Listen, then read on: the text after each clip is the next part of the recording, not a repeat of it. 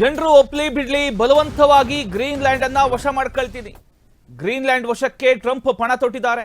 ಮೊದಲು ಒಪ್ಪಂದದ ಮೂಲಕ ಯತ್ನ, ಇಲ್ದಿದ್ರೆ ಕಠಿಣ ನಡೆ. ಡೆನ್ಮಾರ್ಕ್ನ ಸ್ವಾಯತ್ತ ಪ್ರದೇಶ ಗ್ರೀನ್ಲ್ಯಾಂಡ್ ಮೇಲೆ ಈಗ ಟ್ರಂಪ್ ಕಣ್ಣಿಟ್ಟಿದ್ದಾರೆ. ಗ್ರೀನ್ಲ್ಯಾಂಡ್ ಅನ್ನ ಬಲವಂತವಾಗಿಯೂ ವಶಕ್ಕೆ ಪಡೆದುಕೊಳ್ತೇನೆ ಅಂತ ಘೋಷಣೆ ಕೂಗಿದ್ದಾರೆ. ವಿಶ್ವದ ಅತಿ ದೊಡ್ಡ ದ್ವೀಪದ ಮೇಲೆ ಅಮೆರಿಕ ಅಧ್ಯಕ್ಷ ಟ್ರಂಪ್ ವ್ಯಾಮೋಹ. ಆರ್ಕ್ಟಿಕ್ ವಲಯಗಳಲ್ಲಿ ರಷ್ಯಾ ಚೀನಾ ದೇಶಗಳ ಮಿಲಿಟರಿ ಚಟುವಟಿಕೆಗಳು ಹೆಚ್ಚಳ ಆಗಿದೆ.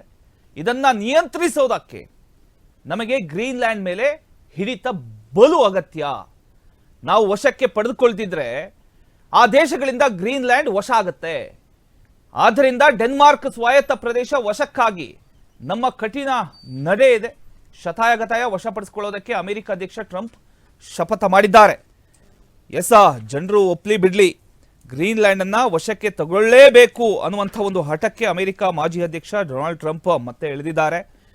ಡೆನ್ಮಾರ್ಕ್ನ ಸ್ವಾಯತ್ತ ಪ್ರದೇಶವಾದ ವಿಶ್ವದ ಅತಿ ದೊಡ್ಡ ದ್ವೀಪ ಇದು ಗ್ರೀನ್ಲ್ಯಾಂಡ್ ಅನ್ನುವಂಥ ಒಂದು ಪ್ರದೇಶ.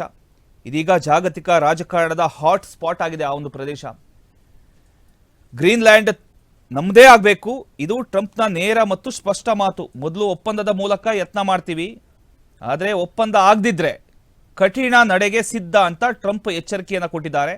ಜನಾಭಿಪ್ರಾಯ ಏನಾದರೂ ಇರಲಿ, ಡೆನ್ಮಾರ್ಕ್ ಒಪ್ಲಿ ಬಿಡ್ಲಿ ಗ್ರೀನ್ಲ್ಯಾಂಡ್ ವಶಕ್ಕೆ ಪಡೆಯೋದ್ರಲ್ಲಿ ಯಾವ ರಾಜ್ಯಕ್ಕೂ ಕೂಡ ಹೋಗೋದಿಲ್ಲ ಅನ್ನೋದು ಟ್ರಂಪ್ನ ಒಂದು ಸಂದೇಶ. ಡೆನ್ಮಾರ್ಕ್ಗೆ ಸೇರಿದ್ರೂ ಸ್ವಾಯತ್ತ ಸ್ಥಾನಮಾನ ಹೊಂದಿರತಕ್ಕಂಥ ಲ್ಯಾಂಡ್ ಏನಿದೆ, ಆ ಒಂದು ಗ್ರೀನ್ಲ್ಯಾಂಡ್ ಮೇಲೆ ಟ್ರಂಪ್ ಕಣ್ಣಿಟ್ಟಿದ್ದಾರೆ. ಬಲವಂತವಾಗಿ ಆದರೂ ವಶಕ್ಕೆ ಪಡೆದುಕೊಳ್ತೀನಿ ಅಂತ ಸಾರ್ವಜನಿಕವಾಗಿ ಘೋಷಣೆ ಮಾಡಿದ್ದಾರೆ.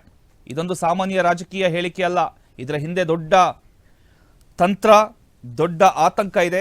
ಆರ್ಕ್ಟಿಕ್ ವಲಯಗಳಲ್ಲಿ ರಷ್ಯಾ ಮತ್ತು ಚೀನಾ ದೇಶಗಳ ಮಿಲಿಟರಿ ಚಟುವಟಿಕೆಗಳು ದಿನೇ ದಿನೇ ಹೆಚ್ಚಾಗ್ತಾ ಇದೆ.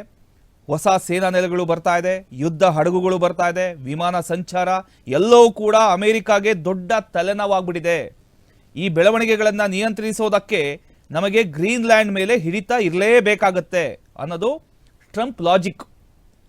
ನಾವು ಗ್ರೀನ್ಲ್ಯಾಂಡ್ ವಶಕ್ಕೆ ತೆಗೆದುಕೊಳ್ಳದಿದ್ರೆ ರಷ್ಯಾ ಅಥವಾ ಚೀನಾ ಆ ದ್ವೀಪವನ್ನ ವಶಪಡಿಸಿಕೊಳ್ಳುವಂತ ಎಲ್ಲ ಸಾಧ್ಯತೆಗಳಿದೆ ಅನ್ನುವಂಥ ಒಂದ್ ಕಡೆ ಭಯ ಕೂಡ ಇದೆ ಅಂತ ಹೇಳ್ಬೋದು.